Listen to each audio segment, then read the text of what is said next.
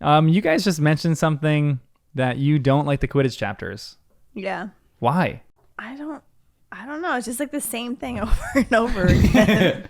It's like another sports thing, which I'm not the biggest sports person. So I don't follow anything. And I'm like, oh, great. Here we go again. Flying in the air. What's going to happen next? He's probably going to catch the snitch, right? But surprised he doesn't catch it this chapter. He doesn't. Because he almost gets murdered by a Dementor.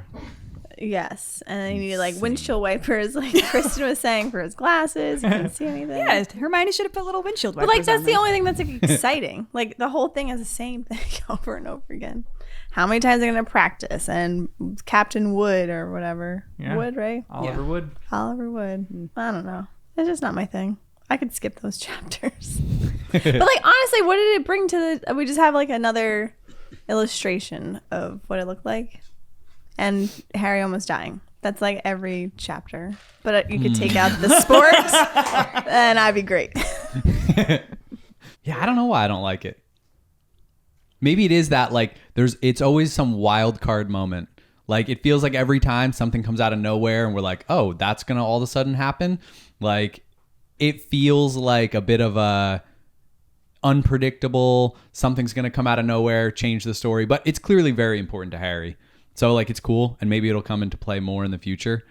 But so far, it just feels a little bit odd. Or maybe because the concept and the scoring and some of the stuff I'm not like psyched on. I'm like, why aren't there more rules about some things? And why is that okay? And the game just feels a little bit flawed. So then when I get to those chapters, I'm like, all right, here we go. Let's ride the brooms around, you know. It's fun, but I'm not psyched on it, you know?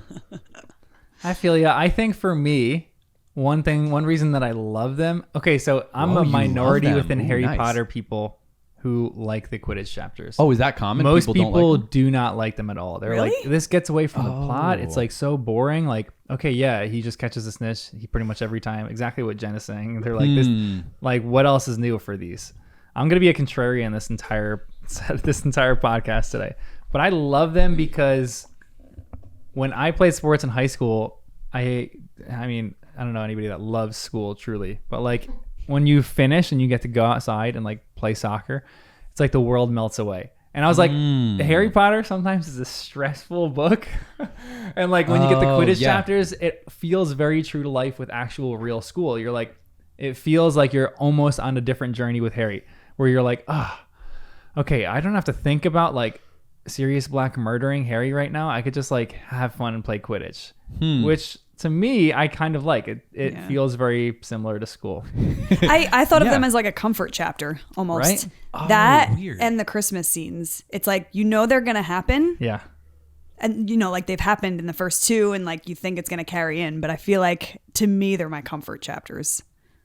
Kind of like what you were saying. It's like an escape. Not that you're escaping the craziness because Harry almost dies every time. But well, yeah, that's why I'm not comforted. I'm like, something goes wrong every time. The Great Hall is comforting. Even though in these chapters they like leave students there with no adult supervision, it's still when I'm like, when they're in there, they're safe. That feels safe. The Quidditch is like, who knows what's going to come and attack them when they're out there. Yeah. How many Quidditch matches has Harry played so far? Up to these chapters. He's played 1 in this book. He played 2 in the previous. it was only 2 in the first? Did we only get 1 in the first? I thought it was I 2. thought it was 2 because It was 2 because they combined them in the movie. because Dumbledore That's right. came to That's the right. second one. Yeah, that's right. Because I remember you commenting on that, Jen. And that's when Harry caught the snitch super fast. So wait, in the second book, I think he only played 1 then. Yeah. Oh, okay. So we've seen 4. In these chapters, so. we see our 4th. So he almost gets murdered in 3 out of the 4 games. He is on a rough percentage right here. And who was in charge? Wait, was Madam Hooch in charge of this one? I can't remember. Probably. She was. She did feel come like up at some point in Yeah. these chapters. I forget why though. Because she was supposed to monitor the practice. Practice. Yeah. Oh, that's right. Because That's right. we're going to talk about that one. That's a funny one. Anyway, welcome to our podcast. I'm John. Jen. Danny. And Kristen. This is Harry Potter and the First Time Readers.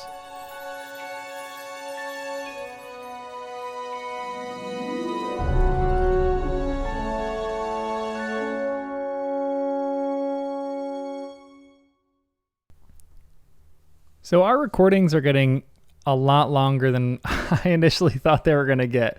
I thought each podcast, about 5 chapters, was going to be about an hour. But this specific podcast, it was chapters, in reality, it was chapters 6 to 10. And we recorded for 3 hours and 40 minutes. So it was a long recording. So we split this into 2 podcasts. So we're probably going to do that for now on. We're probably going to record 5 chapter lengths and then record 5 or release 5 chapters every single week, but we might break it up into 2, maybe even 3 podcasts as we get down the line, because some of the chapters, especially if you've read the books before, some of the chapters get so dense and there's so much to talk about in each one of them. So we might even just break it down into like 1 chapter at a time or something. But anyway, join our subreddit because we're talking about all things Harry Potter there. There's a few people on there and it is so much fun. It is r/first-time readers. Again, r/first-time readers. So just go to Reddit, type in r/first-time readers, and it will lead you right to our subreddit where we're talking all things Harry Potter. I am going to be a lot more meticulous about spoilers. So if you are reading Harry Potter for the first time, as you're following along with this podcast, I will make sure that there are no endgame spoilers, no spoilers for any of the books. I do bring up some stuff that I want to talk about on future podcasts. So again, the podcast is probably 2-ish weeks behind how we're actually reading. And I do that so I can actually gauge and get some questions from you guys 2 weeks beforehand that I can ask during the podcasts. And I have to edit this and do all this other stuff too. So we're a little bit of a delayed release. So I will make sure that any spoiler for any of the books is always blacked out. So if you're nervous for joining our subreddit because of that reason, I will be meticulous about that.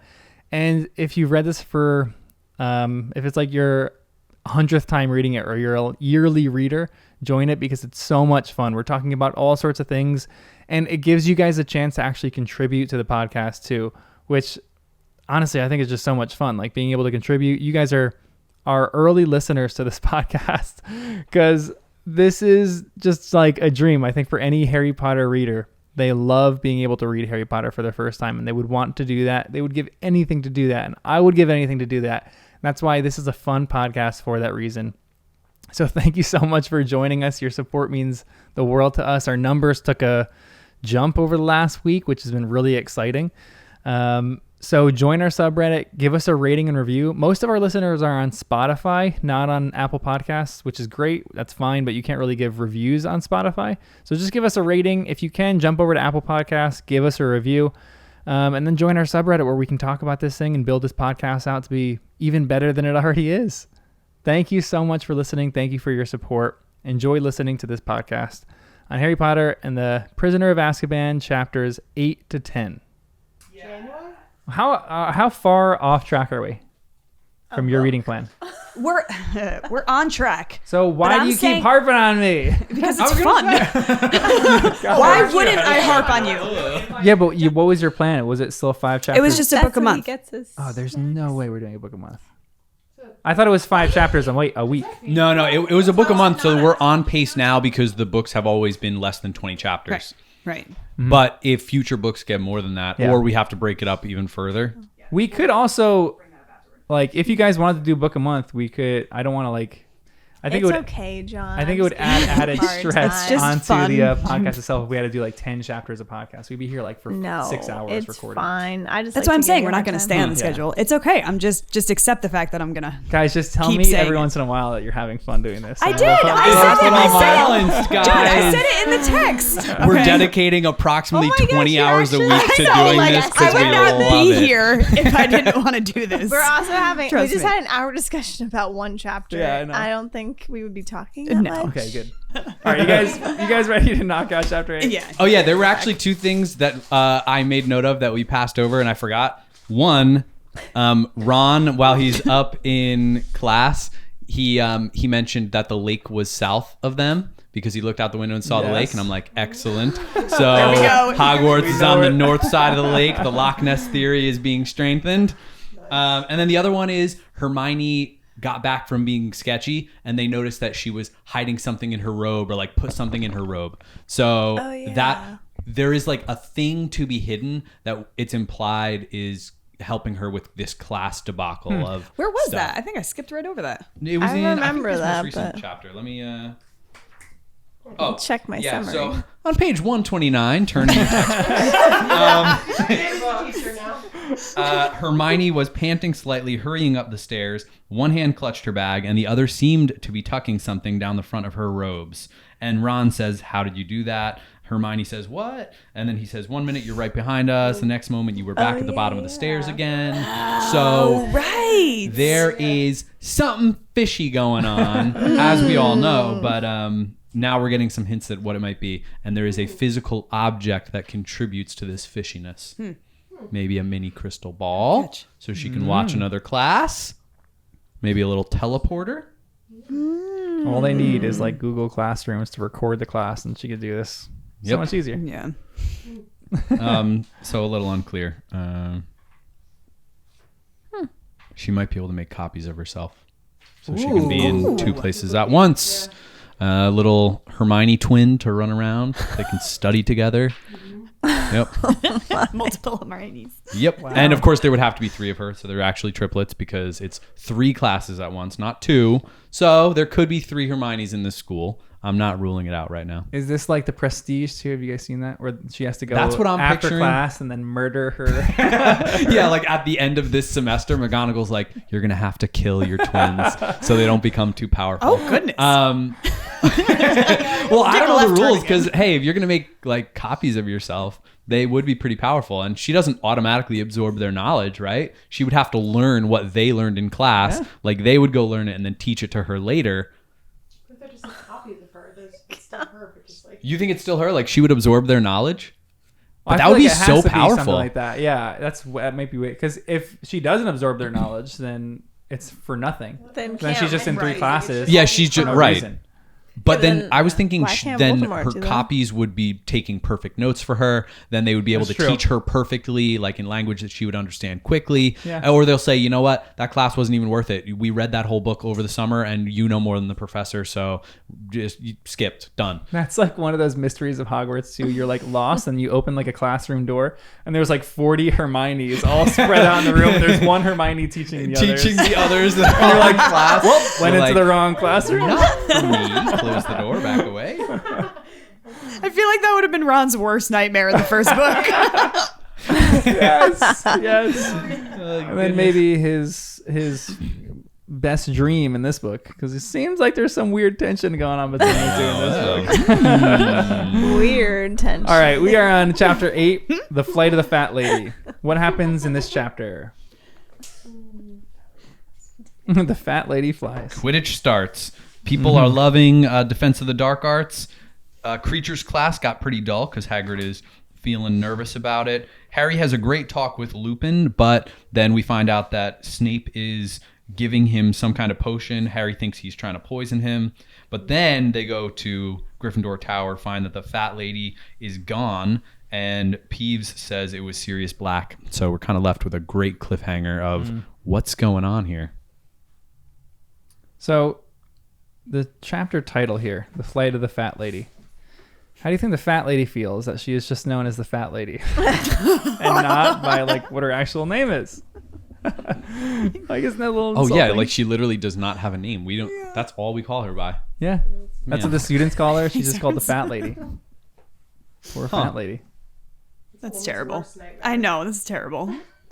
Well, also, it seems like she's from another time where having a lot of weight was like having a lot of power.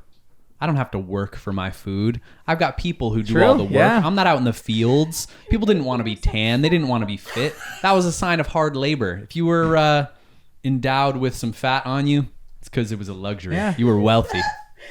You guys all right? The jowl motion was too much, huh? I'm sorry.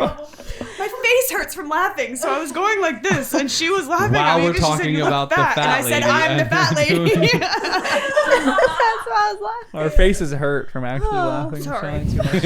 Oh my gosh. Hurt. Oh my goodness.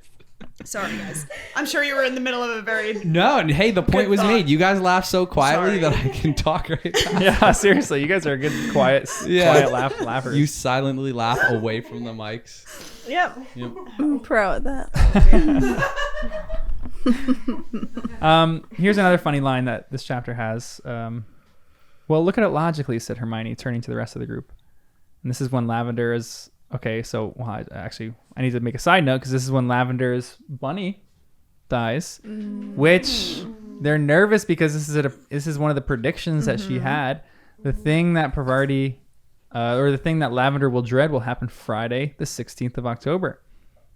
All sorts of loopholes in this, but again, it's the future is foggy. She is unfogging the future. She might not be perfectly right about everything, but Hermione goes, well, look at it logically, said Hermione, turning to the rest of the group. I mean, Binky didn't even die today, did he? Lavender just got the news today.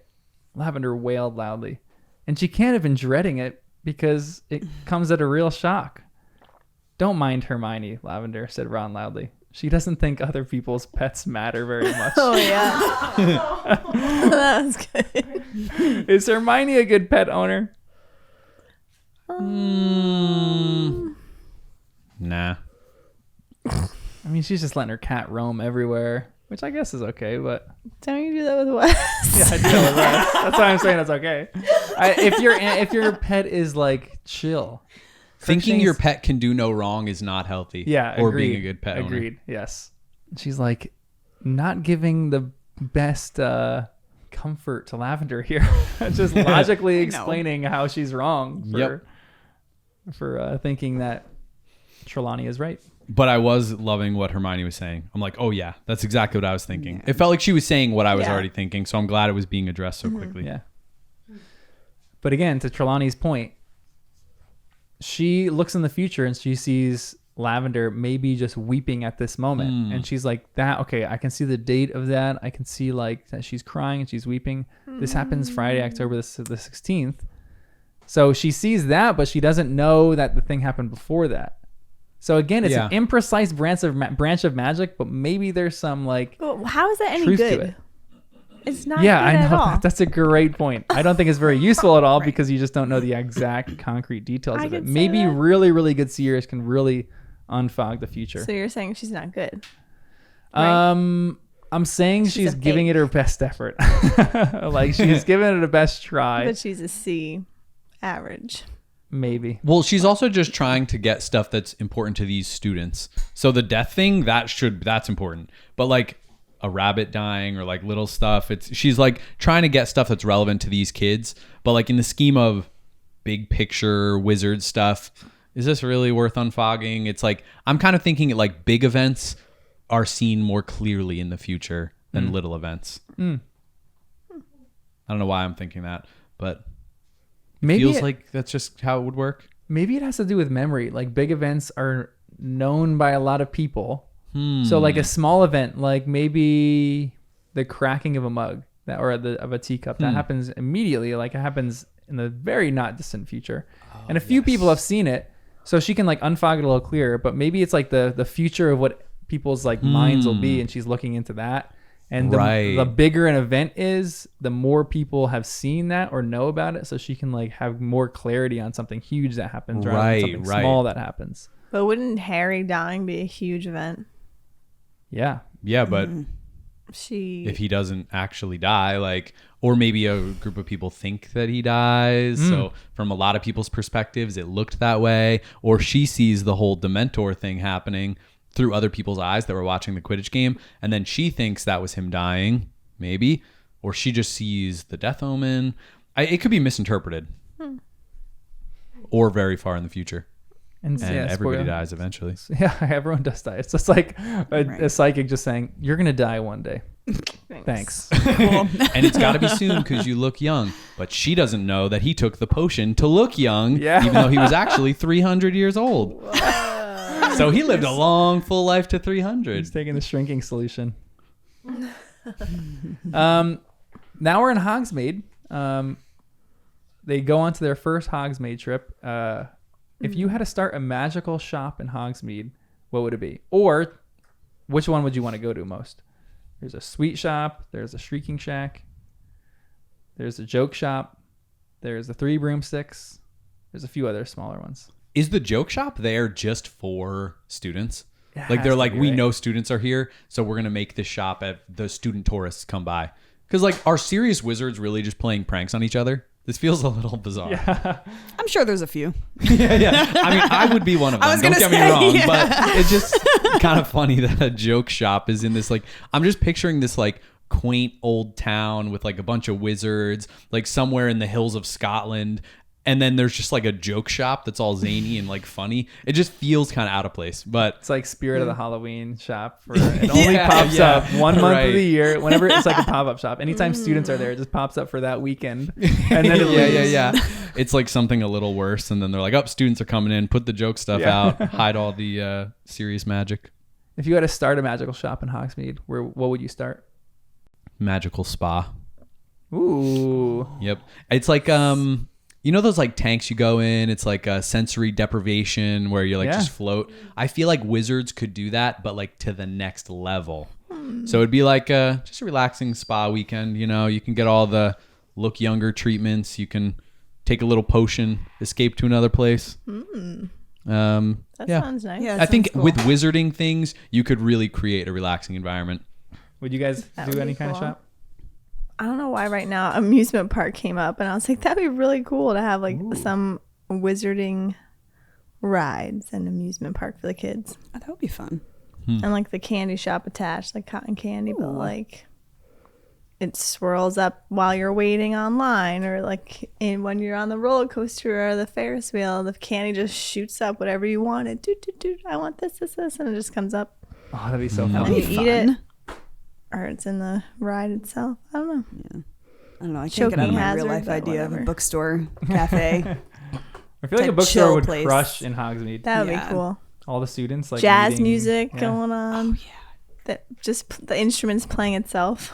Like, that would be cool. Oh man, that'd be awesome. That. I don't know what I'd do. I like the idea of the 3 broomsticks. That'd be kind of a fun, like being a bartender there or something like that. Is that what it is? I don't even remember. Yeah. Oh. Yeah. So, I don't know. I'd probably do something like that. With the Quidditch games going on all the time legit, on the background. Always. That 100%. Or just a Quidditch And store. all the names of the drinks would be Quidditch related. Yes. The snitch, the seeker. Oh, And you have to the special drink is a snitch, and you have to guess where it is or something. Throw it to you. Yeah. You don't catch it. Wow, You don't get to drink it. You lose. And, you have And to it leave comes the in bar. like a ball. Like it'll come. Oh, that's how you mix it. You throw it. That would This be is cool. brilliant. This is so great. Of all the Harry Potter. make it fun happen, guys. cocktails. Honestly. Oh goodness, I love it. Oh man. Okay. As the other two are in Hogsmeade, Harry has a conversation with Lupin because he's kind of wandering around the castle, and then he sees Lupin. As he's having this conversation, it says this: Harry thought for a moment of telling Lupin about the dog he'd seen in Magnolia Crescent, but he decided not to. He didn't want Lupin to think he was a coward. I don't know how to ask this question. Maybe, why does Harry have a mistrust of people, or does he? Why does he not communicate? I mean, it says right here he doesn't want him to think he's a coward. But why does he just not tell adults certain things? Like Dumbledore, he doesn't tell anything. Right. Same thing with Lupin here. Another person that he seems to trust to an extent, I guess. Yeah, he does seem to trust him, which I don't think he should. Yeah. Right. So this makes sense to me. But you're right. It's very similar to the Dumbledore thing. Because Harry does trust him, so why isn't he sharing with him? Maybe it's a deeper instinct of like, maybe I shouldn't trust this guy yet, which is good instinct. I also think Harry is genuinely very smart. So he might, it could be an arrogance to it. Like he thinks he knows better than these people. Yeah, Or I'm going to backtrack on what I've said in the past because I thought it was like for fear, just not understanding how to communicate that trust. Or is there a little bit of pride where he wants to come off as he knows everything to these people, that he wants to impress them, so he's not going to confide in what he doesn't know. That's interesting. I like that, actually. What do you think this potion is that Snape comes in automatically and just gives him? I like when Jenn said it could be connected to the orb, or like something about the tattered robes, or like connected there. I feel like we don't know anything, but it being connected to these other little pieces of his puzzle, the robes or the orb that he fears, it must all be connected. He was Sirius Black. He has to stay. He's trying to stay as Sirius, and Snape is helping him. Or stay as a cover-up, maybe. Or stay as Lupin. Yeah. Yeah. Because if Snape needed to do this very complicated potion, it has to be something serious, right? Yeah, and he wasn't able to make it. Like a flu. He said it's a very difficult potion to make. It's got to be something serious. And he made a lot of it. Yeah. And he has to have it like every day, he said. Is it every day, he said? Something. I thought it is that frequently. I didn't remember yeah, how often, but wow, that's nuts. A large smoking goblet. But then it's weird that Snape is okay with making it for him and he doesn't even know him. Yeah. Or at least we don't think he knows him. But I do feel like Snape at least stands with the other teachers. Like, it feels like there's a certain loyalty there. So I was kind of like, maybe it's a fun game for him. He's like, oh, an actually challenging potion I get to do? Yeah, let me just flex that I'm good at this every once in a while. Cool. Yeah, kind of agree. It is a matter of pride. You're like, I can do that. That's easy. Right. Lupin then has this line when he's in conversation with Harry where he says that what Harry fears is wise because Harry fears fear itself. How is fearing fear most wise? I don't quite understand what he's talking about here. Where was that again? It's like not a cover up for other things. Like you're afraid of like a spider or an insect or whatever. And that is it's its own entity. And like, but then I guess, but I'm thinking because everyone in the wizarding world views Voldemort as fear itself. So that is its own, it has taken that identity of fear is Voldemort. Yeah, well, that's why Lupin stopped Harry because he thought it was going to turn into Voldemort. And then Harry confessed that it was going to be the Dementor. And then that's when Lupin said, "Oh, this is actually very wise." But I think that's a great point. To me, that's why Lupin stopped it because Voldemort is really fear itself. Like everyone fears. People don't even say his name. We didn't even say his name in the first 4 episodes of the podcast because we fear him. So he really is fear itself. So in a sense, I think that's like the ultimate fear. But even when like this. It's strange to me because Voldemort is more fear than a Dementor to me. And the idea that, like Harry says, I fear a Dementor. To me, that's not fear itself. That's a Dementor. But it's almost... a physical I feel like Voldemort he feels like he can take him on because it's like a physical thing that he can... And he's taken him on and defeated, so to speak. But a Dementor, it's almost like he doesn't have any... Harry is 3-0 right now against... Yeah, he is. But a Dementor, he loses control. And, I mean, he blacked out. So, because like, as someone who faints, I actually fear that because you lose control. And you can't do anything about it because you're just useless and lifeless. It also feels like Lupin is not viewing Voldemort as very scary. Because he uses his name, so that's kind of like Harry points it out. First time someone actually says Voldemort other than him and Dumbledore. And then when Lupin says fear itself, it almost feels like to me he's saying all these people are scared of Voldemort, but they don't even know who he is. Like they're afraid of just a vague idea. Like, do people know what Voldemort looks like? Are they picturing a real thing? Or is he unspoken? We don't speak his name. We don't know what he looks like. We don't know his physical form. Like, so that's why it is fear itself, because people are just so afraid of the idea. Voldemort is just an idea. Are there pictures of Voldemort on the front of the Daily Prophet when he was doing his thing? Or was he always just an idea? Is that why it's fear itself? Because he's just an idea to most people? But he also isn't Harry, so it feels like that he was wrong when he said Harry is fearing fear itself. Like, no, he's afraid of a specific thing, Voldemort. Yeah. He's afraid of Voldemort and he's afraid of a Dementor. That is a great line, though, in this. How do you think fearing fear is wise? Do you think fearing fear is wise? Fearing fear. I mean, that's like the who said that? The only thing we have to fear is fear itself. Yeah. Teddy Roosevelt. I feel like he said it. We attribute every quote to him ever. To me, it's just abstract. Like, this is one reason why I really love things in Harry Potter, because I think I said this before, but J.K. Rowling modeled the idea of a Dementor off of her own battle with depression, where she gave abstract concepts physical form. And you can see how Dementors would be very similar to someone experiencing depression. Like later in some of these chapters, they talk about some of the Dementors, and we'll kind of get into that as we go on.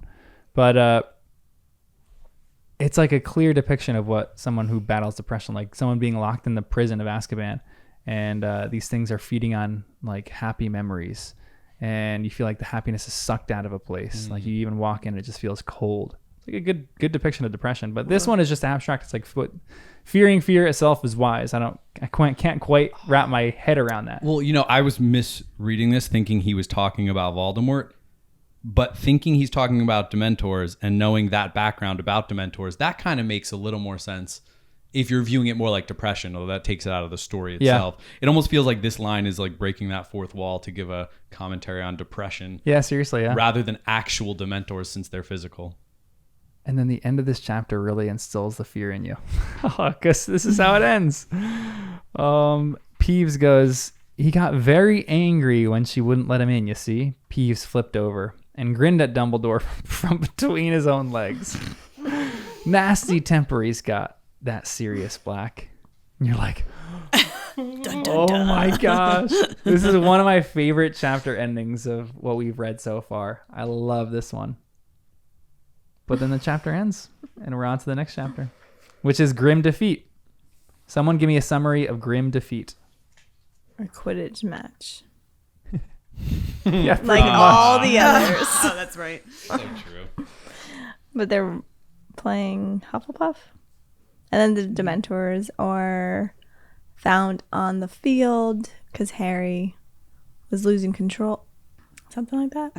And this chapter starts with the search for Sirius Black, because the last one ends with that suspense of, is he in the castle? And then all the students go to the Great Hall, and this is like the search begins. And Dumbledore is pissed off. Yeah, Dumbledore gets involved. He's getting Furious. emotional. Yeah. Oh, at the Quidditch match, did you say this? Sorry, I was reading this. He sees the black dog. Oh, no, I forgot to say Doesn't that throw him off? Ah, And He then sees the Grim. 'cause Grim defeat this chapter. Yeah. and then he falls off the broomstick, and they lose the match. Oh, first loss. Yeah, Harry's first Surprised you didn't say loss. That. Oh, I will. We'll talk about that. First question for this chapter. Should the students have been sent home immediately after Sirius Black got in the castle? Probably. I mean, I want to say yes. I feel like there should just be emergency procedure, like a lockdown drill, but like Dumbledore should have the power to be like, okay, everyone in the Great Hall, we're sending you back to your homes for 24 hours. Waves his wand, he goes, like go. that. Yeah. Okay. And he just sends them back for a little bit so they can actually search the castle in a safe manner. Right. I like It's not that. putting students' lives in jeopardy. Right. Or like, give me a bunch of, like, Dumbledore can easily just summon a bunch of chimneys in the Great Hall and just send them all home through Floo powder. Oh, yeah. I feel like there should be something. Yeah. Yeah. Well, I was laughing because I was going to say, but Hogwarts is the safest place. Yeah, seriously, right? Yeah. Ridiculous. I do feel like they are kind of safe there, though. Like the train doesn't feel very safe. Yeah. Floo powder, that would be good, I guess. Right. If that's allowed. Would it be allowed? No, people would use it if it was allowed, right? Yeah. I guess there would be, I guess there has to be, seems like there's more dangerous ways to travel. Like I don't think you should send the students back on a train because that's like unchecked too. So wouldn't know what the heck is going on there. But there's got to be, like, Dumbledore has to be able to do something. He's the best wizard of I can't speak. Best wizard of the century, of the age. So he should be able to do this kind of stuff. But then it would make all the families get very uneasy. And then they'll probably Yeah, never imagine send them the back to Dursleys. Hogwarts. Imagine the Dursleys just Oh, gosh. go walk into their house one night and then Harry just gets sent back. What are you doing in my house? But it almost seems dangerous to have people near Harry because he's the target. At least it seems that way. Yeah. So why are they just letting everyone hang out with Harry? Why don't they just have Harry in Dumbledore's office and he gets all his schoolwork sent to him and he just Hang works with from there? Dumbledore. Yeah. Yeah. Yeah, honestly. And then Snape is He's asking some good bored, questions but- here. He goes, have you any theories how he got in, Professor? Asked Snape. Harry raised his head very slightly off his arm to free his other ear. Many, Severus, each of them as unlikely as the next. So how do you think Sirius got in the castle? Well, he can't I just like apparate Danny's there, so thoughts. that's something. Your theories. I like those 3.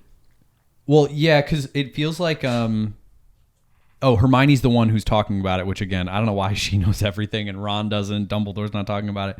The castle's protected by more than walls, you know. So she's talking about the enchantments. She goes on to say you can't get in by stealth. So maybe certain types of charms are being prevented, certain spells, certain forms of travel. But it's still pretty vague. And Sirius is here with all defenses up. So you can't get in with stealth. Well, he did.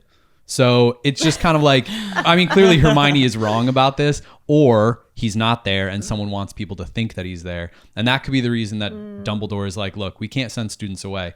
We know that there are charms and protections here. Keep them here. That'd be a really easy thing to do. Make it look like he was there. Peeves messes with people, says, Sirius is here. All right, send the students home. And now they're all of a sudden vulnerable out there in the world. But if they're here, teachers are putting charms around, blocking things, maybe it actually is safe. Yeah, I kind of like that. There's a lot of teachers there that know what they're doing. So there's no safer space other than Hogwarts.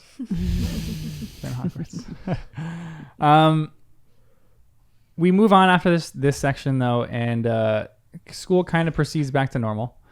And McGonagall is close to stopping Harry from going to Quidditch practices. And then we get this line. Harry knew that she was deeply interested in the Gryffindor team's prospects. Because she has a crippling gambling addiction and she has spent a lot of money. And it was shockingly easy that Harry convinced her that they need to keep practicing. Yeah. Like she was dead set. She's like, we can't do this. And Harry's like, we have to win the Quidditch Cup. And she's like, okay, fine. You're right. Oh, go ahead. And then she puts the most incompetent person, Madam Hooch, to oversee the practices, which is just, I think it's alarming. But then they go to their next class, which is the one where Lupin isn't, Defense Against the Dark Arts. And Snape is overseeing this. So he goes, you are easily satisfied. Lupin is hardly overtaxing you. I would expect first years to be able to deal with red caps and grindylows. Today we shall discuss werewolves. If you had to fight a werewolf, how do you think you would defeat it? Is there like a thing for this? Like a known thing? There's like a vampire thing, right? Yeah, A I'm like trying to think of silver the garlic thing and the wooden stake and what's a werewolf? Wait, how does a werewolf work? They come out with the full moon only for one night? Yeah. I thought so. You're supposed to like lock them up, right? You can lock them up? I'm thinking of Vampire Diaries. Yeah. Chain You of guys are the what are those? Oh, books yeah, called? yeah. Who's Team Twilight? Jacob? Yeah. You are. Jen is. I am. I was gonna say. Pretty sure you're Team Jacob. Yeah, well, I've only seen the movies like once, maybe twice. Granted, it was opening night, but I don't remember like what, because that was different. In Twilight, they could just become wolves whenever they wanted to. Right. Well, I was and they thinking weren't really werewolves; they were just wolves, right? Yeah. Yeah. Big lame. wolves. Very big. Yeah. But So I was thinking Vampire Diaries, but like the person chooses to like chain themselves. right, like they have their before own they self-control turn. that they're like, oh, all right, it's coming, time to chain myself up. But if someone didn't, or they wanted to get things done while they had their wolf power, then I feel like it'd be hard to stop them. But that seems like the easiest thing to defeat a werewolf. How do you That think- seems easy to defeat. Really? I feel But like how? Out of though? everything else in the Oh, you mean wizarding just world? brute strength? Like use some spells? Because Yeah. werewolves don't have Oh, magical right, power, right. so you're just like freeze you, shrink you, do a thing, make Yeah. them disappear. Just a poop. Maybe. Okay, yeah. simple. It is interesting though, because Shrinking. The shrink. like they in this book, it's essentially teaching them how to deal with creatures. Like there's certain weaknesses and tendencies of these creatures. I feel like just one spell for all of them wouldn't work on them. It's Yeah. like I guess it's like anything. Like maybe it's different, but like hunting an animal or something like that. There's different ways to get them, I guess. So I feel like Different tools. werewolves would Yeah. be tougher to get to because it's later on in the book. It probably has some kind of progression. I feel like werewolves are a really tough one. Oh, to, 'cause it's True. the end of the book. tough one And- to hurt. Even like Dobby, it feels like my head canon forming is that he's a natural at certain spells and charms and things. There's like an innate ability to do magic, and a werewolf is already a magical creature. So it has to be immune to a certain number of spells, right? That would make sense. And werewolves are, at least in the Twilight series, are people that turn into werewolves at the full moon. So these these are witches and wizards that can do magic back. So maybe the werewolf has like a wand in its back pocket. Oh, that can goodness gracious. Ward off things. Because, yeah, like how human is the werewolf? Is this like the Hulk or is this like, you know, he wakes up after the full moon? Said he, but also werewolves can be girls, I guess, too. So he or she wakes up afterwards like, what just happened? I don't remember the last 24 hours. Did I kill somebody? I'm not sure. Or is it like, become a wolf, do your thing, go through your normal life if you want to do that, and then you turn back into a human? We're taught to fear them, but are they actually scary? You know what they should do? They need to... I was skeptical of this because I said they shouldn't have planted these on campus, but they should plant a circle of whomping willows around the school. Whoa, defense willows? Right? Nice. Like the Maybe that's Fangorn what they Forest in Lord of the Rings. Oh, A yeah. bunch of Ents. Maybe that's what they were trying to do initially. That was the They got plan. one in. Yeah. They're like, this is a bad One's idea. enough. Maybe. The herbology teacher planted it long ago, training it to defend the school. Yeah, kind of fun. Why is Snape so mean in these chapters? Because this is what he says to Hermione. That is the second time you have spoken at a turn, Miss Granger, said Snape coolly. 5 more points from Gryffindor for being an insufferable know-it-all. What are you guys laughing at? Are you laughing at my Snape impression? No. Oh no. No, it it's wasn't not you. It wasn't you. She just. You're a great whatever. narrator. Yeah. We're Never laughing at you. yes. And you do a It's just a great side Snape voice. comment. You get like something about it. I don't know what it is, but it's good. Why is Snape so mean, guys? That's why we were laughing. She gave a reason. What's your reason? I don't want to say it on this. Well, you've gone too far now. Yeah. You have to. No turning back. If you want me to say cut it? out, you can tell me. He was PMSing. We don't know how the wizard world works. Anything is possible. Wow. Fascinating. He's on that part of his cycle.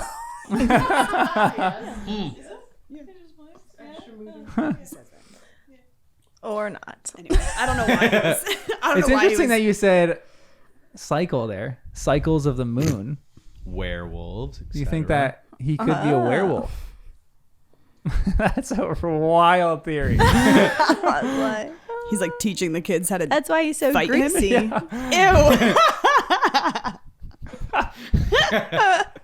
He's got It's fleas. so greasy. He never showers because he's a dog. Yeah. A wolf. Yeah, I don't know. He was. I feel like he'd be more a vampire than a werewolf, though. Yeah. If we were going down that. Yeah. Yeah, I can see that.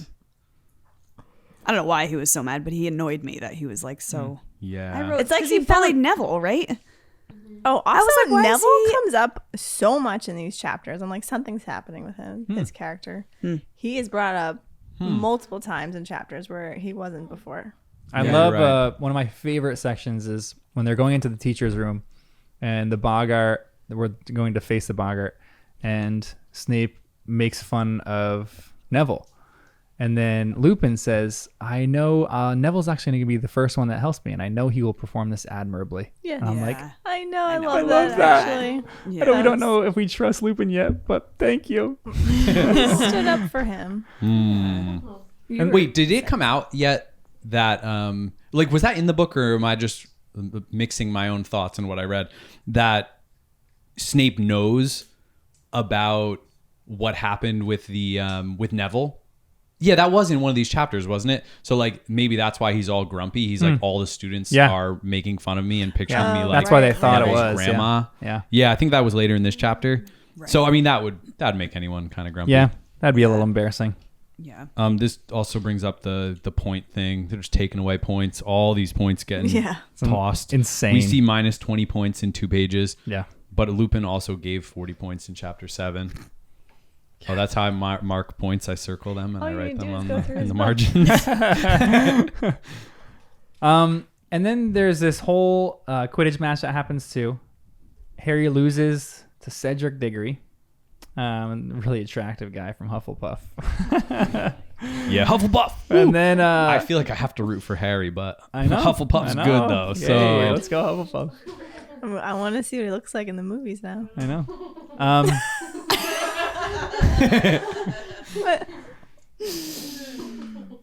Then Harry gets knocked off of his broom by a Dementor. And Harry hears this. Not Harry, not Harry. Please not Harry. Stand aside, you silly girl. Stand aside now. Not Harry. Please no. Take me. Kill me instead. What is this that Harry heard during the Dementor attack? Wait, now I feel like you're right. It sounds like it could be his mom. Yeah. I think I thought that I too. didn't even think of that. I don't know why I just assumed. I don't know. Yeah. Well, now that you're reading it like that, and I have that in my back of my mind. I mean, but that doesn't mean much anyway because Harry was seeing his parents in the mirror. It was his own projection. So this could be like some weird Bogart thing, like a projection of his own fears or a projection of a good side of him. Or like it could be a million different things. Well, if it's fear itself, right? He's saying that you... Oh, like the Dementor is? Yeah. So then that is something that he fears. Because it's clearly not Or- from Harry's memory because he can't remember something when he's 1 year But old. maybe it is. When Maybe this is a it's memory of fear. his own Maybe. interaction with Voldemort Yeah. That's what I was thinking. as a baby. Like fear Yeah, itself. I think don't that's know. what I was thinking too. Well, I thought this was current, like right now. Like I thought when he was, because didn't he hear some voices the first time he interacted with the Dementor on the train or something? And then I thought it screaming, was, yeah, I thought because it was screaming and more like, I don't know, scary. I thought that was a connection to other Dementors or like things that were going on. Like each Dementor was almost connected in some way. So he was hearing screams from within Azkaban or something like that. But this feels way more personal. I actually like that theory too, though. Like this does feel more personal, but the idea that all the Dementors are weirdly connected. So if they're torturing you, you hear all the other screams of someone from people Like they're in not Azkaban. manufacturing screams out of nowhere. These are real screams. Ooh. But it could have been Harry's mom screaming when she was dying. Yeah. And it says it was If a woman's it's voice, but that it might not theory. be a woman's voice. Maybe it's a guy screaming Or a fox. like a woman's voice, like a fox or Crookshanks. Foxes scream. Oh my gosh, I saw another fox last night. Really? They're everywhere. Yeah, I've seen it, yeah. We're going to talk about foxes soon in this book, actually. Whoa. Cool. Foreshadowing. Who Yeah. knew? Oh man. Not really foreshadowing in the book. We'll talk about that when we get Oh, there. whatever. See, this is where we're Final question of this chapter. Do you think Harry will be a bad seeker now that he does not have a good broom? Oh yeah, his broom. Because his is broom like gets blown into the Whomping that's Willow, who right. smashes like- it to smithereens. Oh man. toothpicks. Wow. Spello tape that thing. What is he gonna use? No, I think he'd be good on anything. Yeah. Yeah, like even the practice broom when he first caught the thing that was Neville's. What was that thing? The ball. Remember all. The Remember All, yeah. He caught that. He was good on a practice broom. And all the Slytherins had the newest model, and they still beat the Slytherins. So I think Harry can make use of any broom. Yeah. Even with a clean sweep, the ones that the school has, or the comments, or whatever they are. Is that what he's still gonna pretty good. use? Or Yeah. wait, it was the beginning where he was admiring that brand new model, the Fire something. Fireball, Yeah. yeah. Yeah, so he could also just go buy that because he's rich. I know, he is filthy rich. So I'm not absurdly too rich. worried about. Wait, that came up at some point. I don't know if we talked about it, where he was like worried about money and trying to like parse it out for the Yeah. rest of the Yeah. years. I'm like, you're loaded, dude. I know. Chill. Dude, I know. Yeah, he You was like your nervous that he was numbers, going to... so- He actually didn't want to buy the Firebolt because he's Oh, like, that I was need why, to right, parcel out the yeah, money yeah. for the next 7 years or 5 years of school now. And I'm like, dude, you know how much money you got in that bank? Your parents' compounding interest is crushing it. You have nothing to worry about. But he's being responsible. Yeah. Oh, also love this Diggory guy now. He seems like a good guy. I was Right? biased already because I he was loved Hufflepuff, him. so I'm like, you go. But then he tried to call it off. He wanted a yeah. rematch. So when he caught the snitch, he didn't realize what was happening. He just Yes. caught it. He was like doing his own thing, totally fine. And then he was trying to do the right thing. So I'm like, this Wood guy is cool. I love Or that wait. moment. I even love... Oh no, Wood is the one who admits Yeah. it. Diggory something. Yeah. Well, even in his handshake with Wood, I love that moment because Cedric smiles at him and Wood just has this maniacal, Oh, like not yeah, maniacal, yeah. but like he has a blank expression on his face because he's like not scared, but like nervous of this game. Wood couldn't even get out a speech. I feel like Cedric is like Hogwarts champion right here. He's like my favorite. He's like the best. He's good looking. And he's a babe. He's just I mean, the three Hermione, or the three not Hermione, the three chasers from Gryffindor all have crushes on him. They start giggling when his name comes up. Cedric is big the best. time. He's the big man on campus. He is a big man on campus. Who plays him in the movie? You're like, I'll be you the wanna judge know? of that. Do you want to know? Yeah. Do you want to? You do? No spoilers. It's, Whisper it or text Jenn on who the plays side. him? Yeah, actually, we're gonna watch Can I- that Yeah. movie in like 2 weeks. No. Robert yes. Pattinson. Yes. Edward. Oh, and what? He I was doesn't. laughing Okay. because we're talking about Twilight. And she's like, I wonder who plays him. Yeah, he I'm like, doesn't play him in the third movie. Wait, what do you doesn't- mean? They changed the casting direction, so because Cedric isn't a ton in the third book. No. So they just cast him as some Wait, regular okay, so Joe I didn't Schmo. see this movie. And then the fourth book and the fifth and the sixth and the seventh, he doesn't have major roles, but they cast him as Robert Pattinson. That was one of his first roles, Wow. Wow. right? Wait, one of his Hollywood first because really this was thinks this before guy is Twilight. I think, yeah. No, he Oh, was wow, great as that's so Edward. funny. Yeah. That's it. And then someone saw him, saw his good looks in the next books, and they're like, that looks like He a looks main like character. a vampire. Yeah. Yeah. Cast him. Because Harry Potter was first. And Yeah. then Yeah, it was yeah. Twilight. You guys see anything else in these chapters? I think it was the last chapter. Hermione was wearing a watch, and I thought that was funny because I didn't think watches would be allowed, but George had one. I figured he was just breaking rules, but then Hermione had one. I was like, oh, nice, Muggle artifact. And I guess it was an old watch that was before whatever technological cutoff Hogwarts has. Had to have been, yeah. All right. We are going to take a break and we're going to listen to chapter 10 and then we'll come back and discuss it. So this will be like a second.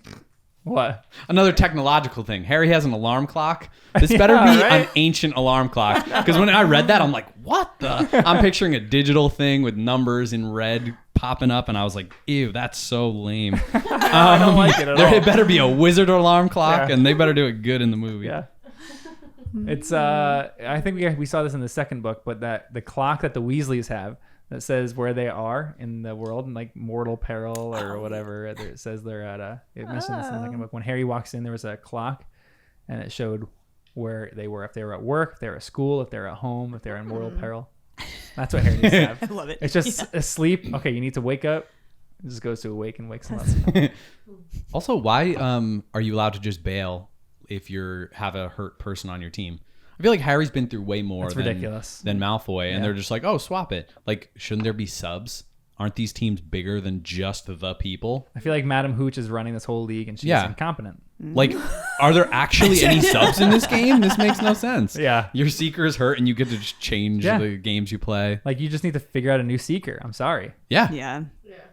You play when you play. That's Quidditch. Uh-huh. Because Quidditch can last for months and months and months if Right. no one catches a snitch. So why can you postpone a game because one player on your team is injured? And it's a violent game, too. So what? Someone gets hit by a bludger mid-game, and they're out. Oh, game's over. Nope, that's it. Yes. No, if someone's out, play a man down then, or Exactly. have a sub. There's got to be Yeah. rules. I mean, in that one Quidditch match, they had to sleep because it lasted so long. They had to get subs into sleep for other players. Why Right. can't you do something like that? Oh, you my need to have goodness. backups for your team. It's, Yep.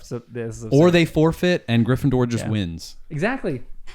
Anyway, That's Yeah, why I I'm don't we're going to like chapter these 10. We're going to listen Yeah. to chapter Yeah. 10. Sorry, So much guys. to talk about. We'll be back after these short messages. Well, we got a lot to talk about. Is it recording still? Yeah, we're still recording. Before we start, I just wanted to show you guys this. A mug that if there's hot water in it, if there's cold water in it, it doesn't do anything. But if there's hot water in it, it turns into the Marauders that's map. awesome. That's How amazing. cool is that, right? Cool. I never really use it, but that's pretty cool. That is so great. I love that. Oh, I forgot these were in All here. right. Thanks. There's a lot of stuff in this chapter. Oh my goodness. So Someone much stuff. Give a Yeah. quick summary of the Marauders map chapter, if you can. I'm the summary guy. We're looking at you, Danny. Well, Harry is the only one who doesn't get to go over to Hogsmeade. So he's feeling kind of sad, and then Fred and George give him a cool new map, the Marauders map, that shows him secret passages, all sorts of information about the school and how to get in and out. And it even tracks people on the map, like himself, kind of. I kind of missed that part. And then he uses that to go out to Hogsmeade, meet up with his friends, and then they start hearing some secrets being told by teachers and Cornelius Fudge. And Harry's finally getting some real straight shooting about his parents and their lives and the connection to Sirius Black. So a lot was revealed in this chapter. But the teachers are literally having this conversation in the middle of a bar. In the middle of a bar. While that students Harry, can go Hermione, into. and Ron are hiding behind a Christmas tree in the corner. Yeah. Insane. Well, that kind of discussion makes it sound like all of this is common wizard knowledge. Yeah. Like all adults just know this stuff. And kids just don't. Most kids, at least. Kind of, because Rose Murdo was the one asking a ton of questions about this kind of stuff. So it's maybe not commonly known, but it's not taboo, I guess, to talk about this. Right. But why would anyone tell Harry that? Yeah, So they're then he just wouldn't be keeping him afraid. so in Or- the dark. I do have a slight theory on why should be they afraid. didn't. I think they tried to tell him this, but he interrupted two people who tried to tell him, saying, "I already know this," because he thought what he already knew was that Sirius is after him. Oh, yeah. Remember, Mr. Weasley? Siri. Sirius Black. She's got some input. Yeah, I know. Because Mr. Weasley tried to tell Harry, and Harry Oh, says, you're "No, right. I overheard you." He probably wanted to tell him more. Same thing. McGonagall said, "Harry, I need to give you a warning," and he goes, "I already know. I already overheard Mr. Weasley. He works for the Ministry of Magic. I already know this stuff." Part of Harry's pride in a little bit of thinking he great knows all point. the information. Yeah. When really he doesn't. If he just shut up and listened, he probably would have gotten this information from a source that wasn't sneaky like this. And was it Mr. Weasley who was mentioning something to Harry saying, if you hear stuff that makes you want to go look for Sirius Black, don't listen to it? Yes. Yeah. So Harry knows there's more that he will hear about this situation. I feel like he ran out of time, but at least with McGonagall, he should have said something and been like, hey, McGonagall, what's the deal? What might I hear about Sirius Black? What more should I know? I feel like he should have been more curious about that. Yes. And this chapter, we'll get to some of those points in a bit too, because I want to talk about that. But this chapter opens up. It says Ron finally cracked, flinging a large, slippery crocodile heart at Malfoy, which hit him in the face and caused Snape to take 50 points from Gryffindor. I just had to make a note of that because that is absurd. I'm sorry. That is absolutely absurd. Absolutely absurd. 50 points is ridiculous. Okay, anyway. Then he gets a really important conversation with Lupin. And Lupin says this. It's a longer quote, but the Dementors affect you worse than others because there are horrors in your past that the others don't have. Dementors are among the foulest creatures that walk this earth. They infest the darkest, filthiest places. They glory in decay and despair. They drain peace, hope, and happiness out of the air around them. Even muggles feel their presence, though they can't see them. Get too near Dementor and every good feeling, every happy memory will be sucked out of you. If it can, the Dementors will feed on you long enough to reduce you to something like itself, soulless and evil. You will be left with nothing but the worst experiences of your life. And the worst that has happened to you, Harry, is enough to make anyone fall off their broom. You have nothing to feel ashamed of. This is an information dump. I also love how Lupin just gives him words of comfort here. You have nothing to feel ashamed of. Yeah. That makes me trust him a little bit more. Yeah. What do you guys think of Dementors and Azkaban and this whole idea still? I asked that before, but this is just that we have another information overload here. Azkaban is like Guantanamo Bay. I mean, how is this allowed? They're like, let's Yeah. suck the joy out of people, Yeah. remove their happy memories. I feel like it gives Seems them no insane. hope of any kind of like redemption in their future at all. Because Yeah, this technically, is not rehabilitation. yeah, No. prisons are supposed to be rehabilitation. Wizards have a very different idea of what prison system should be. Yeah. It's torture. It's not rehabilitation. It's torture. And again, like this would be easier to get behind in some bizarre way if it was a perfect justice system to send people there. But we already know that Hagrid spent 2 months Yeah. there and he was innocent. Yeah. So we already know it is a very flawed justice system. So you're literally torturing people. It just seems crazy. And it's making me be a little rebel, a little wizard rebel against all of the Ministry of Magic, because now I'm like, this is a corrupt system. Yeah, I don't like these guys at all. Yeah. They're throwing people in jail without trials, with whatever. It just feels crazy. Yeah. Was it right around there where it said the Dementors like feed off of that? Yeah. Off every happy That memory. is not They're okay hungry? either. Yeah, they were hungry for it. my The goodness. That's fact not that these okay. are the guards of Azkaban. Right. Is Who created ridiculous. these things? Who controls them? Yeah. Ministry of Magic technically controls them, but But they're not can good you at really it. control? You can't even keep them things out like of this? a I Quidditch know. match Right. with a bunch of Yeah. kids. True. Because they went there thinking it was like a feast. How terrifying is that? That's Yeah. Feasting on all innocent people. Like, So they don't even know the difference between Right. good and evil, really. Then how are they trying to catch Sirius Black? yeah. And it's not even just like this would be different if it was Dementors knew who was guilty and they fed on the guilty's happy thoughts. Like that would still be disgusting. That would be ridiculous. But it would be like a little better. judicial system that maybe works a little bit, like some all-seeing Right. thing that knows you're guilty and feeds on them. But it's not like that because Hagrid went and he was affected by it. He was like, the happiness was sucked out of me in that place. Harry feels this. Wait, Ron feels this. Hermione feels this. Anytime a Dementor comes in the area, it's like they're not happy anymore. But Hagrid didn't have any recovery period. Like they don't even talk about. I feel like he had to. Maybe. Yeah, I just find that. Yeah. But we also don't know what you get Sirius to be Black a professor now. But like there are ways to fight Dementors, and even if they're not widely known yet, I'm like maybe Hagrid's got some emotional skills that go beyond what we've Because seen. it's a creature. But I can't nice. imagine you can have your wand in Azkaban. But Lupin does have a way to protect against Dementors. That's what they talk about in this chapter too. Harry wants to know how he can protect himself.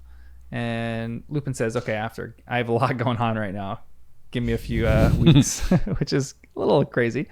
So there's definitely a way that with a wand, but I'm curious if there's a way without a wand. Do you guys think there's a way without a wand to? I think Sirius Black did it without a wand, right? Yeah, because he was normal. Yeah.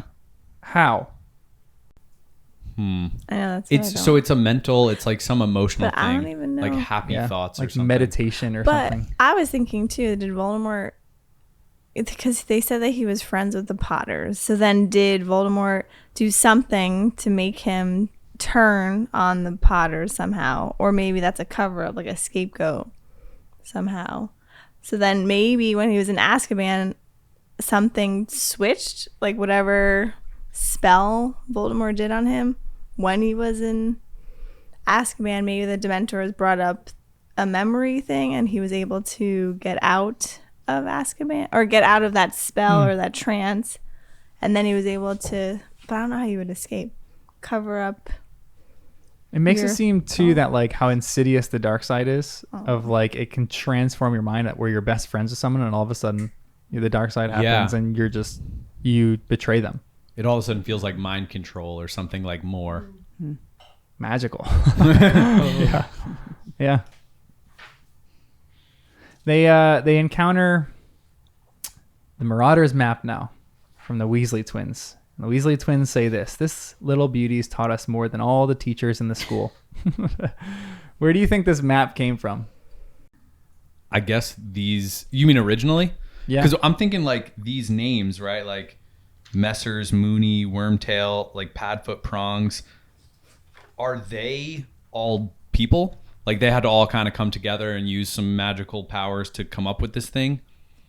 They all kind of combined forces to make this map. Yeah. How did it end up in the hands of these guys? That seems a little bizarre that it ended up in another student's hands, gets confiscated, ends up here. This feels similar to the invisibility cloak where I'm like, Harry just gets these incredibly powerful things handed to him. And he's like, cool, I'm going to just start using this thing now. Yeah. I hope Dumbledore has one of these. Yeah, seriously. I feel like, it's interesting that this has to be some kind of advanced magic, right? Because otherwise every student in the school would create one and make one. Yeah. Dumbledore probably has one somewhere, but it has to be some kind of advanced magic. But I think, I just blanked, sorry. don't know what I think anymore. Well, it's also weird to me. That was a spell. You got too close to the answers. And boom. Done. Lockhart swung by. Oh, I know. It feels like this is a magical map, sure. But the magical part is that it shows where people are on the map. What about the regular part where it's just a map that shows passages? You know what I mean? Like, I know the passages do shift in Hogsmeade. Like, it's kind of like, I don't know. Like, was that confirmed in the first book? Yeah. Like, so it's like the map would have to change as they shift, but these passages don't seem to change. They're kind of like, there are 7 of them. Yeah. Here's where they go. These are real physical places, not portals or anything bizarre. So a regular map could also do that. And I feel like Dumbledore should at least have that.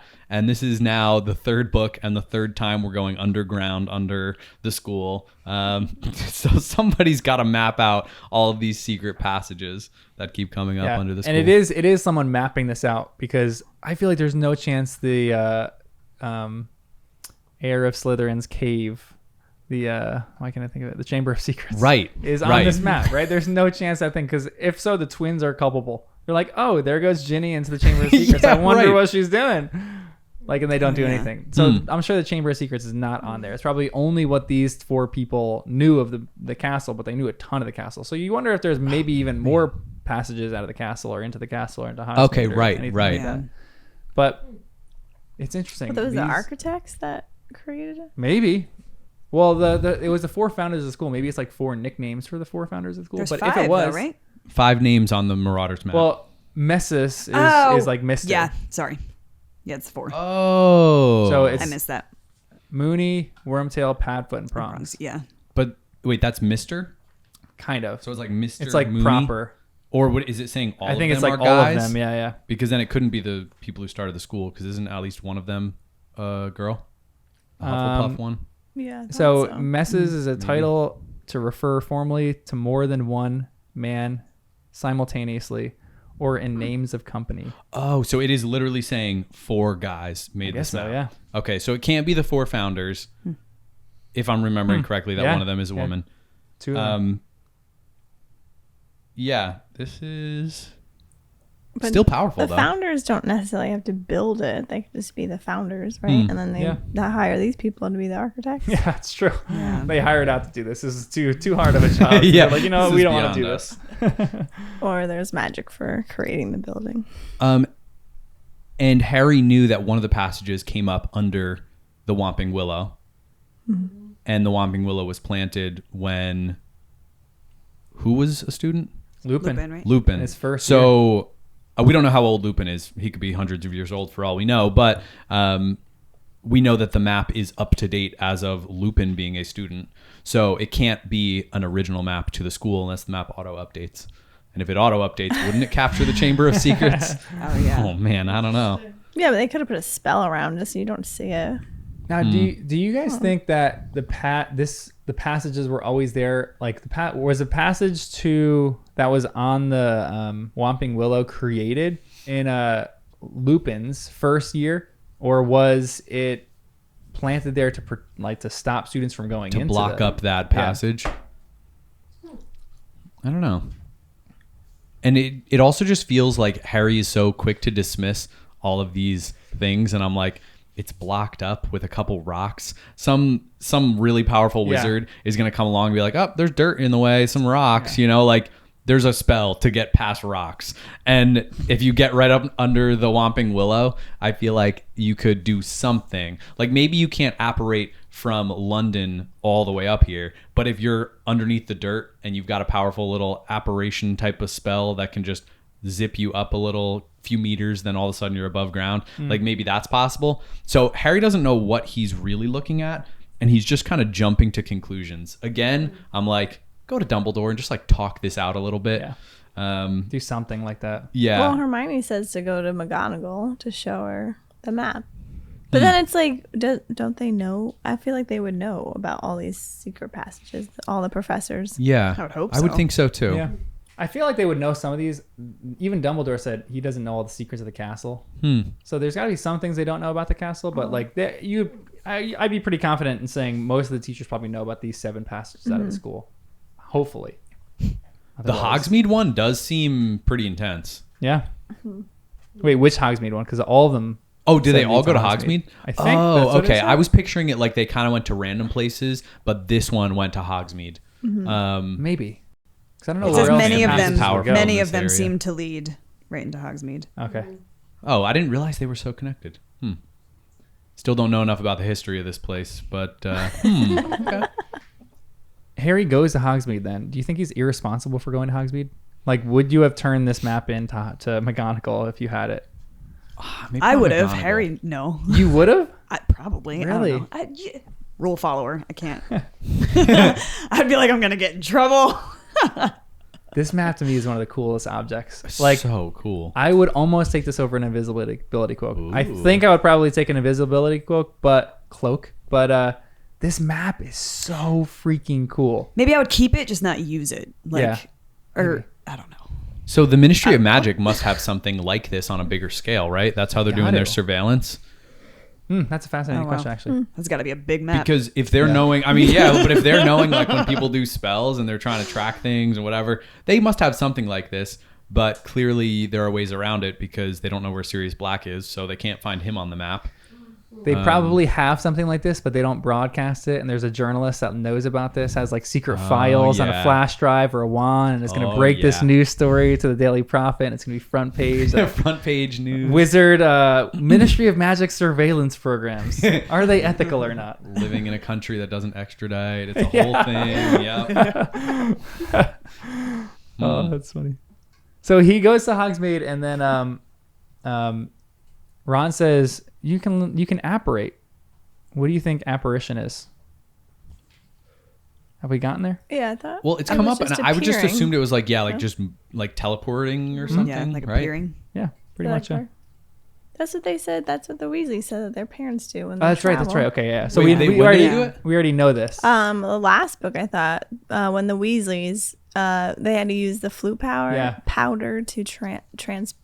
Diagon They Alley, can't yeah. apparate. And then they said, "Oh, our parents can apparate." Oh, underage. Okay, so you have to be a certain. I feel like a certain Age? is it an age or a certain level? You gotta of get your power? Probably an apparition age, license. Yeah, like a driver's license and apparition license. But we also haven't seen anyone do this yet, so it can't be that common.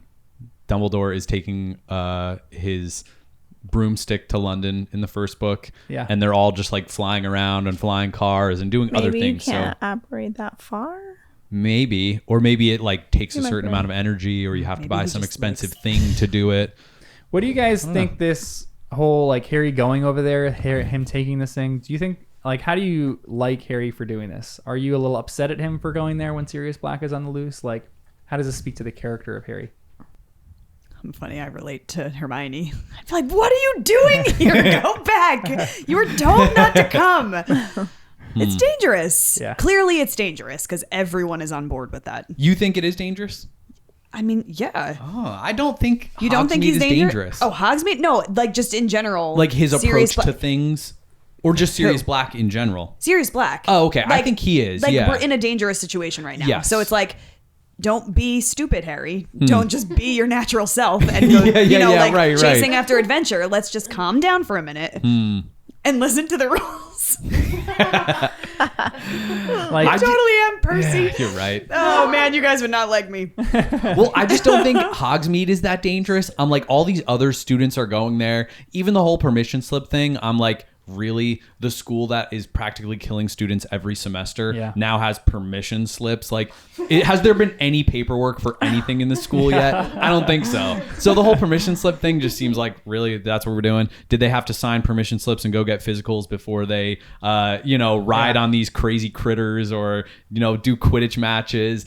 I don't feel like anything else had paperwork, so why now? Maybe it was all devised just to keep Harry back, knowing that he wouldn't be able to get his signed. But I'm like, Hogsmeade just doesn't seem that dangerous. It feels as safe or safer than Diagon Alley was, and he was allowed to hang there with all his other wizard protectors. Oh yeah, that's true. So it feels like if Nocturne Alley is right next to Diagon Alley and they're like, yeah, Harry, just explore and eat ice cream every day and make friends. Like, this would be the same thing. all the teachers are hanging out there. You know, stay at McGonagall's side. You know, just travel with her if you want. But like, it feels like they should allow him to go there. Maybe. So I don't mind that he's That's like, fine. The I'm fact gonna that go he chase just them went. down. Yeah. Because then they don't know. It's okay. So now there is no protection. Yeah, exactly. Follow the rules, Harry. Yeah, Come on. that would have been me a little bit. So. I like that he's a little bit of a rule breaker, but he is a bit irresponsible with some of the things. I'm like, look, Dementors can see through an invisibility cloak. That doesn't mean everyone else can. Take your invisibility cloak with you. Like, be a little bit more secretive than just barging into Hogsmeade. Oh, hey, Ron and Hermione. I figured he was going to take the cloak. Right? But Yeah. no. Because the cloak and the map, what a combo. I know. Right. I know. Oh my Pretty gosh. sweet. Harry, Wait, Harry. does he show up on the map if he's wearing his cloak? I would think so. What do you guys think? Oh, also, was Dumbledore bluffing when he said that the Dementors could see people with an invisibility cloak? Just to keep Just Harry to away? keep Harry like in the school. That's actually fascinating. Maybe, yeah. Would Dumbledore lie? I don't actually know. Still brings us back to the mirror thing. Does he actually want Yeah. socks? You know, it feels like we have some mixed opinions about whether he would lie, but I think that he would. Kind of. I think so, yeah. Yeah. Then we have this. Madame Rosmerta says, never saw one without the other, did you? The number of times I had them in here. Oh, they used to make me laugh. Quite the double act, Sirius Black and James Potter. Does James and Sirius being best friends make Sirius that much worse for going to the dark side? Yeah. Like, what is your thought about them being best friends? How does this change things? I really don't think that he did it on purpose. Like, I don't think he had a choice to turn his... Really?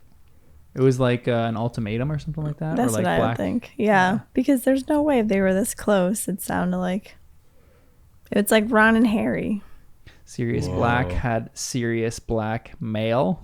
Oh. So good. My jokes jokes today. are on fire today. Oh my God. How long have you been waiting to say that? Literally, I came to the top of my mind. I was like, That was good. I did not plan that.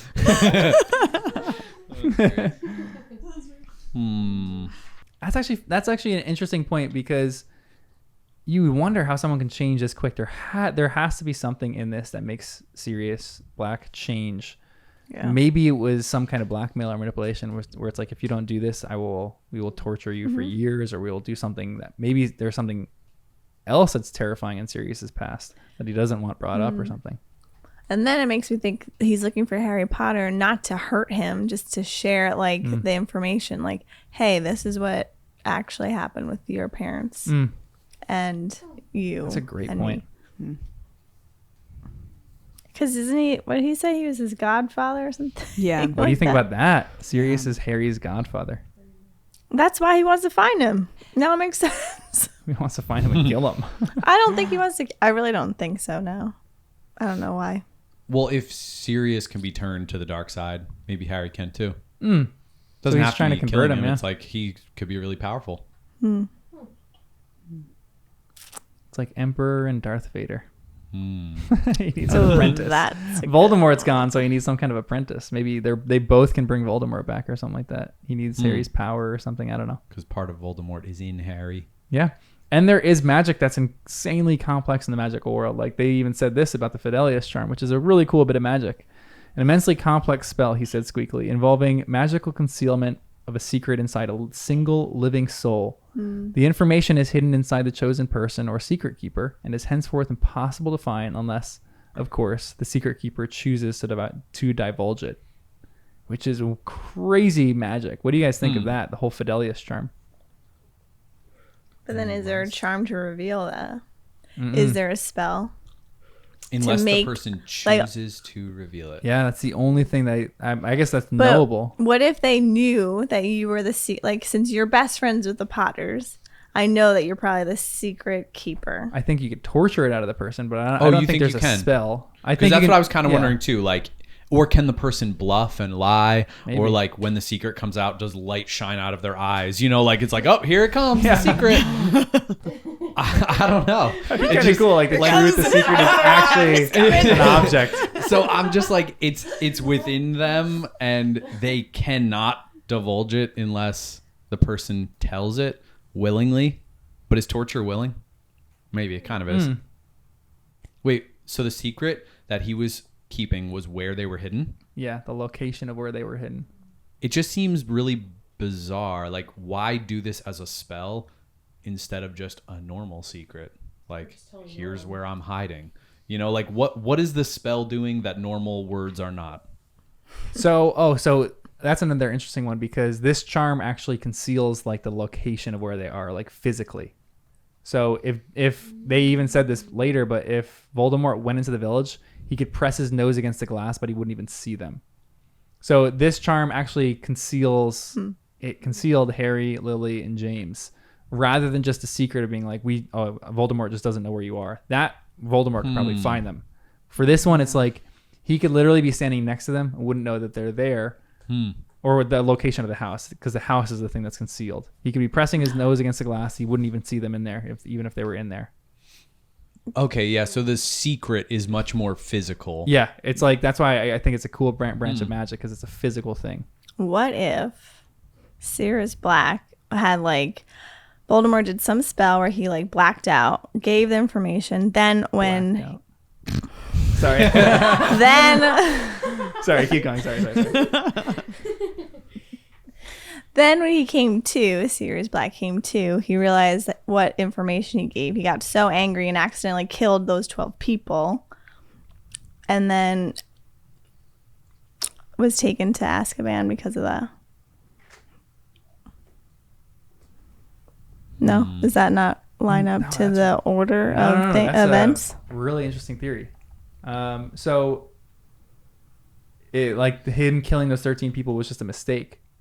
Yeah, like he just realized he was in the wrong place at the wrong time. All these emotions came over him. I can't believe I gave the information. How'd you get that out of me?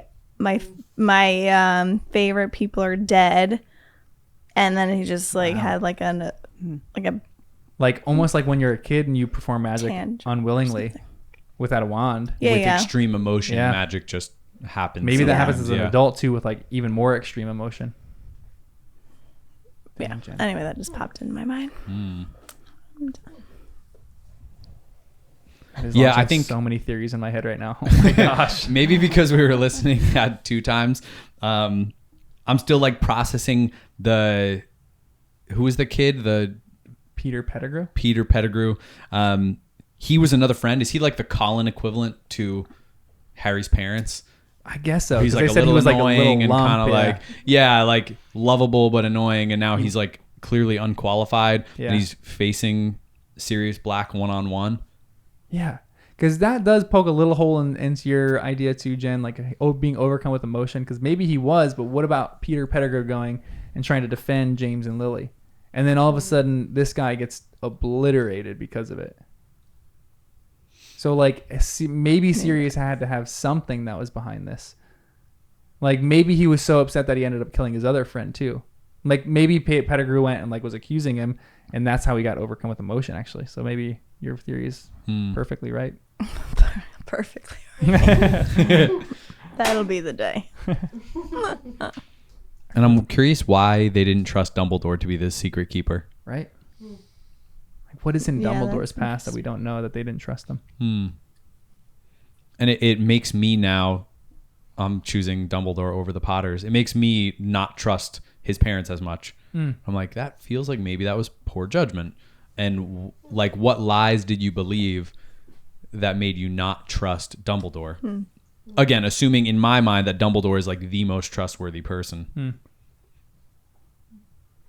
There's a lot in this story. How do you guys generally feel after hearing this story?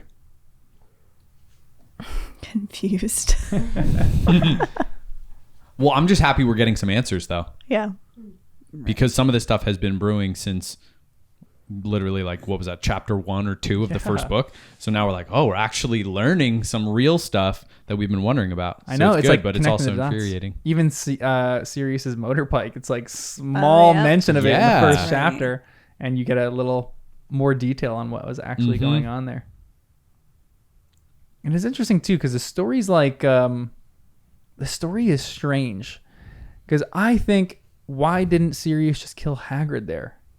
Yeah. Like, shouldn't have there just been like, okay, I'm just going to overpower you. You're like, you're not even a wizard anymore. Why wouldn't he just kill him? So Hagrid shows up right afterwards. Mm-hmm. Sirius is there, but he hasn't done the whole thing with Peter Pettigrew. Yeah. So he just shows up on a motorbike and Hagrid says, "Can I borrow it?" And he's like, "Yeah, sure." But he also wanted to take Harry. Yeah. And Hagrid says no. And then he's like, "Okay, that's fine. Go." And was it implied that Sirius would then know where his motorbike was? So then he would kind of have a little tracker on Harry too. Was that mentioned at all? Or am I just kind of assuming with the Marauders map and whatever? But I feel like that could you might know where your stuff is. Yeah. That's good. And maybe it was even like his command from Voldemort. He's like, you can only take him. If Hagrid says like, no, you have to let me finish him. You cannot kill him. You can't kill Hagrid. You can't kill, because maybe that's what Voldemort wanted to do. Voldemort maybe had to be the one that killed Harry. But I don't know. Oh, okay. Yeah. And then also Sirius at this point is maybe thinking he has to pretend to be good, and he doesn't know for sure if everyone knows he's evil yet. Yeah. So he's like, oh, let me Double fake agent. it with Hagrid real quick. Like, oh, I'm here to try and protect them too. What happened? Oh man, this is crazy. Yeah, borrow my bike. That's fine. And then he goes off and kills 13 people, and then everyone knows he's evil. But that also feels odd. Like, why then break character and show everyone your true colors? Yeah, right? There's so much in these chapters. Hmm. Do you guys have anything else in them? We'll probably talk about some of this in the next podcast because it's loaded with stuff. I'm going to read this chapter again. Yeah. Really soak Yeah. it in. But real quick, rapid fire round. Who was your favorite character of these 5 chapters? Who do you think won the House Cup? Well, I kind of like Lupin. Professor Lupin. Yeah. Nice. Yeah. That's a good He choice. was solid. I mean, we don't know if we fully trust him yet, but he was he's a I great went back teacher, a and good forth. comfort to Harry. Maybe he's doing it out of manipulation to win Maybe. Harry's approval or favor or something. I don't know. But just from what we know right now, he seems like a great Yeah, it makes Great him winner. like comforted, and like when he feels insecure about his fears or whatever, he's Yeah. like, no, that's reasonable. Like that happens, or you had the worst past, so that's why you faint every time you see a Dementor. I'm going with you on that. Lupin. I like Lupin. Yeah. Yeah. Just everything you said. Ditto. At that point. I'm trying to think of other people, but he does kind of stand out as being the main guy of these chapters. Yeah. I'll give it to him. And then I'm saying a close second, not a close second, distant second to Fred and George. For the map. I mean, they gave Harry the Marauders map. And even at the beginning, so comforting to Harry. Right. They're like, don't feel bad about this. Are you kidding me? Our own dad was freaking out after meeting Dementors. I know. They're on his side. Big Even time. like the funny things of like what they're saying to Wood. Wood comes in giving them this whole spiel about Quidditch, and Wood just like poo-poos his own name, and Fred and George were like, oh, we think you're great too, Oliver. You're the best. Yeah. And then he's like, oh, thanks guys. I like the Weasley twins in this. They're great. Yep. All right, if you had to sum up these chapters with just like one theme, what would it be? Oh, man. Jen? Man, I don't know. Like, I'm trying to think of a good, concise way of saying it, but it's like something about like reckoning with the past, or like something about like past and the future, because we've got this like looking into the future thing, and Harry's dealing with the pain of the past. And so something about this like weird dynamic of growing emotionally, or like, I don't know, it's like something weird. Like it's like a therapy kind of thing that Harry's going through with Lupin, and just don't know how to say it yet though. I was going to say something like facing fears, maybe. Ooh, I like that. Yeah. It's the Boggart. That's the Dementors. Yeah. Oh yeah. Yeah. I like that. But like kind of in tandem with what you were saying. Yeah, or like From, like, your- coping, I'm thinking of maybe. Okay. I was thinking Yeah. exposing Yeah, but definitely the facing truth. fears is huge. What was that? Like all yours together and exposing like the truth. Like Oh, yeah. everything is kind of like coming out, like the fears, the truth about his parents.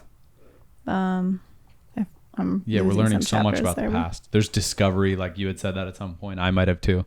A lot of discovery here. And again, that's why I love this book so much, because it really gets into like the past, the actual world of Harry Potter. Like the first two were almost feel like separate, unique books, but this one is like you're actually learning more about all the other ones. It ties things together. Mm-hmm. And then last one, what was your favorite moment of these 5 chapters? I think the Bogart was my favorite moment. It just felt like the right balance of fun and scary and conquering fear, and Neville's getting his moment to shine. Oh yeah. I like that too. It was fun to read. Yeah. Yeah, that was a good moment. I'll just go with that. But there are other moments. I know. I'm like shutting down, guys. I'm sorry. No, even at the end, the discovery. I know. Things. Chapter 10 is unbelievable. Huh? We said the exact same time. There is so many good moments in these chapters. Like, I love the ending of chapter 8, The Flight of the Fat Lady, with knowing it's Sirius Black. And then just all of chapter 10, you're like underlining everything. Yes. It's so good. So much. That's why I have to reread it. I know. We're going to reread all this stuff. Our next podcast is going to be Harry Potter and the rereaders. First, second time readers. Oh boy. Oh wait, I will say, I forgot. I did write this down. When they were doing the tea leaves and Ron and Harry were like bantering back and forth with the teacher and stuff. I don't know why I pictured me and you doing that. Just like being ridiculous, not taking it seriously at all. Yeah, we would do that. Yes. So that was... It made me laugh because I thought of us. You guys would be high on whatever whatever incense she was burning and whatever she was putting in the tea. You guys would be on that. And what do you think that looks like? We'd get kicked out of class for sure. And on that note, join us for next podcast on whatever chapters we're doing, 11 to 15. We're not quite sure yet. But thanks for joining us on our journey of Harry Potter and the first time readers. Woo.